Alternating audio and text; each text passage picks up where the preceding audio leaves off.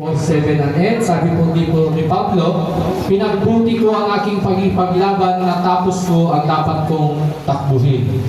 At nanatili akong tapat sa pananampalataya. Makakamtan ko na ang korona na nakalaan sa mga matuwid sa araw na iyon ng Panginoon na siyang makatarungang hukom. Ang siyang magpuputong sa akin ng korona, hindi lamang sa akin kundi sa lahat ng nanabik sa kanyang pagbabalik.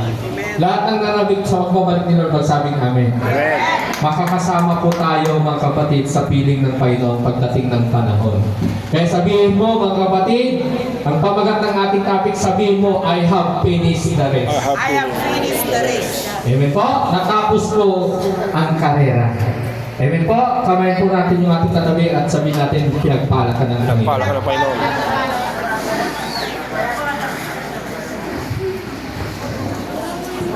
Praise the Lord at good morning po sa ating lahat. Nang iyong upang lingkod sa mga kapatid ko sa pananampalataya ng Jesus Church International, Love God above all, pagpalaay tayo lahat ng Panginoon. Amen po? I have finished the race. Alam niyo, mayroon po tayong takbuhin o mayroon tayong karera. Ang ibig sabihin, sumali tayo lahat sa paligsahan. Amen po? Ang paglilingkod natin ay yan tulad ng Diyos na paligsahan. Minsan napapagod, minsan nadadapa, minsan may mga tinatahak natin na bako-bako, minsan naman may patag. Kaya nga, ang paglilingkod kay Lord, hindi lahat masarap. Amen? Hindi lahat matamis. Mayroong maasim, mayroong mapakla, mapait. Yan ang katayuan ng isang atleta ng Panginoon. Tayo po lahat ay atleta dito. Tayo po lahat ay kasali sa paligsahan. Titignan po natin kung paano po tayo magtatapos kasi ang sabi ng Panginoon, manatili kayo sa akin. Kaya nga yung race na yan, alam na natin ang daan. Amen? Ako ang daan, sabi ng Panginoon, ako ang buhay at ako ang katotohanan. Payapa tayo ngayon, pero sa Israel ngayon, bumbahan na naman. Ganyan po yung mga panahon po natin. Doon po sa Bahrain, doon po sa tawag dito, sa Saudi, bumbahan din. Kaya alam nyo, kailangan po natin ngayon sa kasalukuyan, manatili tayong tapat sa pananampalataya. Kasi, alam nyo, ang mundo, nakala natin napakaluwang yung mundo. Pero alam nyo, magkakatugtog ang mundo, mga kapatid. Pwede tayo mapahamak isang araw, pero tatandaan po natin, andyan ang ating Diyos na buhay. Diyos na buhay na magliligtas sa atin. Kaya huwag tayong matakot kasi darating talagang digmaan, darating ang tagutog, darating ang mga famines, pestilences, darating din po ang kahirapan. Pero, sabi ng Panginoon, huwag kayong mabagabag. Manalig kayo sa akin at manalig kayo sa Diyos. Amen po? Kaya walang iba mga kapatid, kundi manalig tayo kasi nung time na nagsasalita, nung yung nasabi niya sa John 14 verse 1, manalig kayo sa akin kasi nagsasalita pa siya bilang tao. Amen po? Take note, hindi karawang Diyos. Yan pa ba kayo? Dual nature ang Panginoon.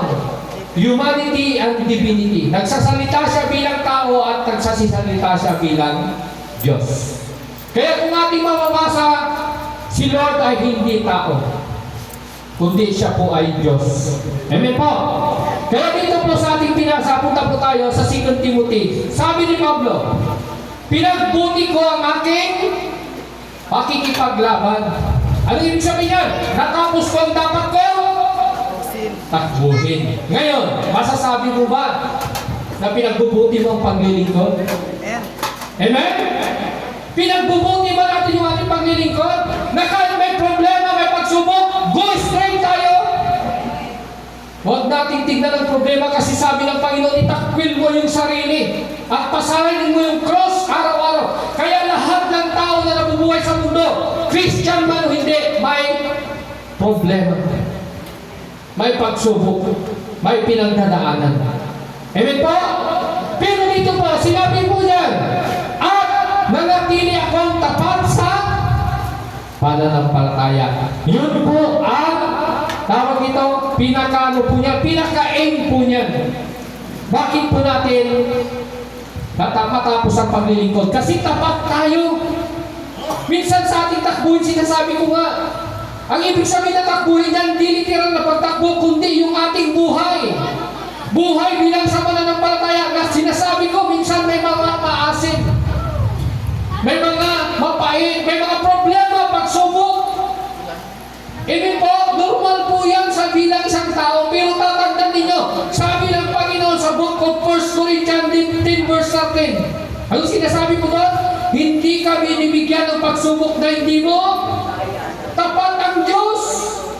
Sa kabila ng pagsubok, bibigyan ka ng lakas ng Panginoon upang mapagtagumpayan doon.